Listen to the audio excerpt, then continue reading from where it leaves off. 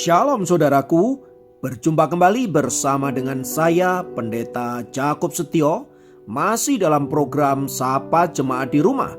Kali ini kita akan berseteduh bersama-sama, mari kita berdoa.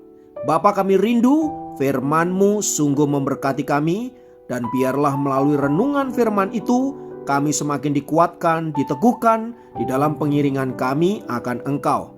Kami siap diberkati, terpujilah nama-Mu kekal selama-lamanya. Dalam nama Yesus kami berdoa, haleluya, amin. Firman Tuhan kali ini terambil dari Amsal 14 ayat 30. Amsal 14 ayat 30 berkata, hati yang tenang menyegarkan tubuh, tetapi iri hati membusukkan tulang. Saudaraku, hati merupakan organ tubuh yang sangat vital bagi manusia. Apa yang dialami oleh hati akan mempengaruhi seluruh bagian tubuh manusia.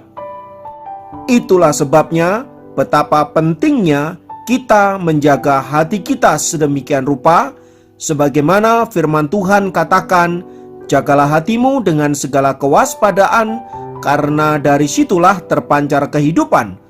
Amsal 4 ayat 23. Nah, salah satu yang harus kita jagai dari hati kita adalah jangan sampai hati kita terinfeksi oleh virus yang namanya iri hati. Karena iri hati salah satu penyakit yang ada dalam hati manusia yang bisa membahayakan hidup manusia itu sendiri.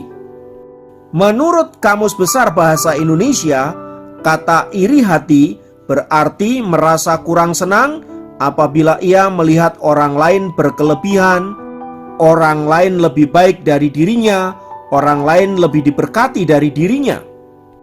Orang yang punya penyakit iri hati, ia tidak senang bila melihat orang lain senang. Sebaliknya, ia sangat senang bila ada orang lain tidak senang hidupnya. Sebab yang ada di dalam hati dan pikirannya adalah kecemburuan semata-mata.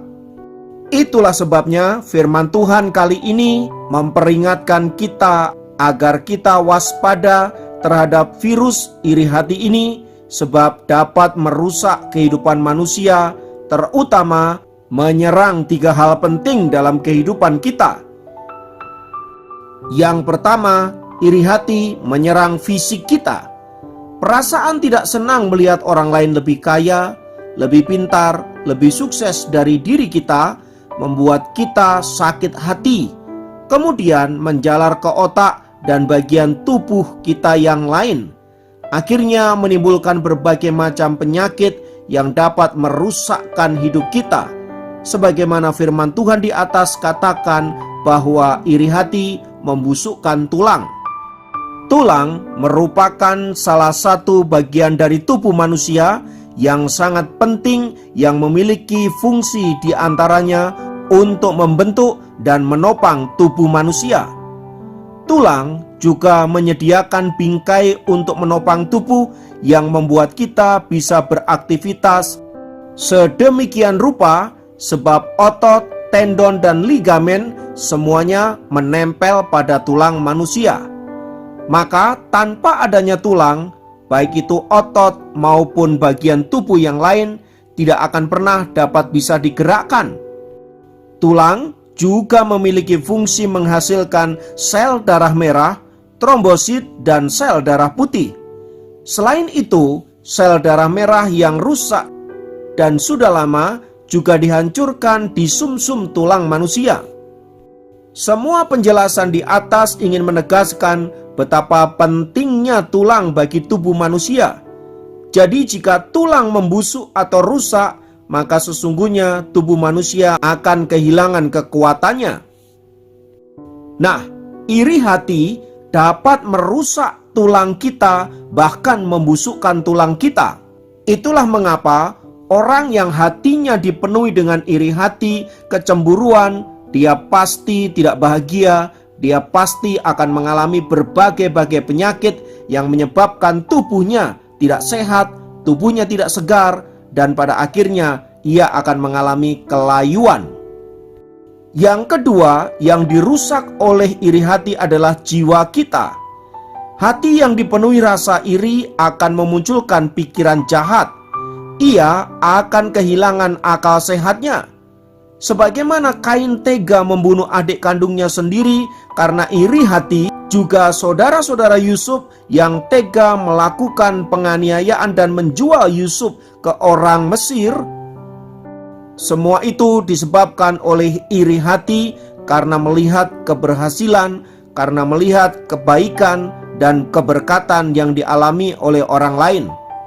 Demikian juga Saul, ia sangat iri hati kepada Daud karena Daud dikatakan telah berhasil membunuh musuhnya berlaksa-laksa, sementara Saul disebutkan hanya beribu-ribu saja. Perasaan iri telah merasuki hati dan pikiran Saul sehingga ia merasa gelisah, bahkan roh jahat membelenggu dirinya, menyebabkan ia tidak mengalami sukacita, damai sejahtera, dan hidup di dalam keterpurukan. Semua contoh di atas menggambarkan betapa orang-orang yang dipenuhi oleh iri hati, jiwanya rusak, dan seluruh hidupnya mengalami masalah. Maka bila kita tidak ingin mengalami seperti tokoh-tokoh tersebut di atas, buanglah segala iri hati, buanglah segala kecemburuan, gantikan dengan ucapan syukur, bahkan gantikan dengan sukacita, sebab berkat Allah telah disediakan bagi orang-orang yang mengasihi Dia. Jadi kalau hidup kita ditentukan oleh Allah untuk menerima berkat-berkat maksimal, bagaimanapun caranya, berkat itu pasti akan mendatangi hidup kita. Namun sebaliknya, bila Allah tidak menghendaki hal yang demikian, bagaimanapun caranya kita mencari berkat-berkat itu, kita tidak akan pernah menemukannya. Jadi ingat saudaraku, mau kaya, mau sukses, mau hidup berkelimpahan, semua itu sudah diatur oleh Tuhan. Tugas Anda dan saya adalah bekerja dan melakukan sesuatu yang baik, selebihnya biar berkat Tuhan yang memenuhi diri kita. Yang ketiga, yang dirusak oleh iri hati adalah roh kita. Sebab orang yang iri hati pasti akan mengabaikan hal-hal rohani. Ia tidak akan mau menerima nasihat, teguran, bahkan firman Tuhan yang datang kepadanya. Itulah sebabnya orang yang dipenuhi oleh iri hati, rohnya mengalami masalah yang serius. Oleh sebab itu saudaraku, belajar dari renungan di atas, mari kita menjaga hati kita sedemikian rupa agar jangan sampai dirasuki oleh virus iri hati, kecemburuan membabi buta, dan menyebabkan hidup kita tidak bahagia, tidak sukacita, bahkan tidak diberkati. Buanglah semua itu, gantikan dengan ucapan syukur, gantikan dengan roh yang sukacita, dan biarlah hidup kita senantiasa mempermuliakan Tuhan. Kiranya Tuhan memberkati. Mari kita berdoa. Kami mengucap syukur karena pemeliharaanmu sempurna, dan kami percaya bahwa rencanamu adalah rencana yang baik bagi setiap kami menurut kehendak dan rencanamu. Maka biarlah kami mau belajar berjalan dalam kehendakmu itu Bapa, dan senantiasa bersyukur sebab Engkau selalu ada untuk setiap kami, supaya kami jangan sampai jatuh ke dalam dosa iri hati, dosa kecemburuan yang menyebabkan kami ada di dalam berbagai-bagai pergumulan. Terima kasih untuk kasih-Mu, untuk berkat-Mu. Kiranya Tuhan memberkati. Dalam nama Yesus kami berdoa. Haleluya. Amin. Demikian program Sapa Jemaat kali ini. Sampai jumpa dalam program Sapa Jemaat yang lain. Tuhan Yesus memberkati.